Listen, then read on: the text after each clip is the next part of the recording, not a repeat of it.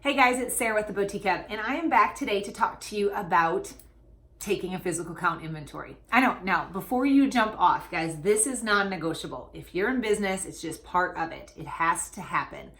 If you are not at least taking a physical count inventory once a year, or what we call cycle inventory, cycle counting, which would be like counting a class, say denim once a month, right? And then maybe dresses the next month, guys, you're missing out.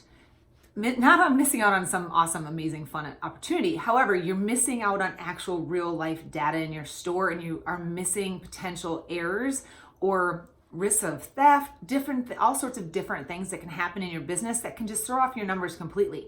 So it's great to at least once a year go back to a hard, fast baseline of your business and have accurate numbers, because we all know different things can happen throughout the year. We can make mistakes on receiving or sales or transfers, or there can even be inventory theft happening in your store and they go unnoticed, right? Or they go unfixed.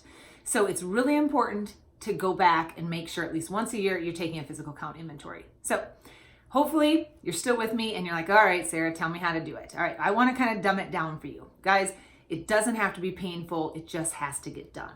So when is a really good time to do that? Well, I personally, in retail with our store, I like to do it when my inventory was at its lowest, right? So I'd pick right after the holidays. I would either do it in January or I'd do it in July, because typically our inventory was at the lowest at those times, okay? Every person on your staff that it's going to affect has to be on the same plan that you do. So when you decide you're going to do this, map it out, take the time to say, all right, in 2 weeks, we are taking a physical count inventory, and these are the things that have to happen to make it simple on us so we get good numbers, accurate numbers, and we can do it quickly and efficiently. Because if you happen to close to take inventory, you're missing out on opportunity for sales, right? If you're doing it after hours, you're paying additional payroll. So it does cost you some money to take this time to do this, but like I said, you have to. So if you're going to do it during open business hours, make sure you're somehow able to let your customers know that, right? You don't want them to feel like they shouldn't be shopping with you. Hopefully your system is going to be strong enough that you can continue on account even with them shopping. So here's a few tips to get organized and get ready so this whole process can go smoother. One, make sure your staff at some point, a couple days leading up to the big count day, goes through and makes sure everything in your store or in your warehouse has a price tag, has a barcode if you're scanning, or has a style number if you're counting style numbers, or price tag if you're counting prices. Whatever it is, however your system is going to work.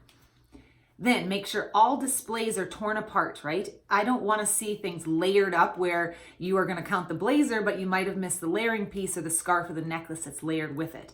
Everything should be taken down off of shelves. It should be taken out of the nooks and crannies. Everything has to be counted. If there is a shoebox, make sure there's a pair of shoes that matches the shoebox, right? We don't want to just count boxes, because potentially what happens is maybe somebody bought the size 8 in that shoe, but they didn't want the box. But weirdly enough, the box is still hanging around, but there's no shoes. So make sure if it is in your store, it's identified, it's located, it's straightened in an area that when it comes time to count, you can go down the line, scan those barcodes, tally those prices up, and account for your inventory. Now, that can happen the couple days before the big count. Now what happens during the big count, right? You need to assign duties to whoever's on staff, whether you're hiring somebody to come in and help you or you're using your actual staff. Give everybody a role. Make sure that Sarah and Susie and Sally all know what their role is in the inventory count. You don't want Susie doing Sally's role. You don't want Sarah doing Susie's role. Everybody has to be on the same plan. Have a map of your layout of your area and make sure everybody knows where their role is in the store. So now that everybody's on the same page, everything's organized, everything has a price tag, now it's time to test your system. You want to go into your point of sale system and figure out exactly what is it saying you have? What is it saying you have? Run those reports, get those numbers of what you think you have, right? So you can do the comparison later. Now it's time to scan. Hopefully you're using a barcode system that allows you to just take your portable scanner and just zap all the way down through your store. That way you can go in the back room or in the basement or wherever it is, right?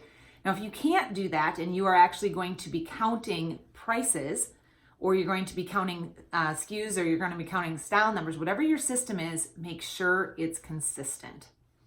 So if you have any questions, I urge you to jump on the phone with your point of sale system early and just say, okay, hey, this is Sarah with whatever boutique, getting ready to count physical inventory. Can you walk me through the best practices for using your point of sale system?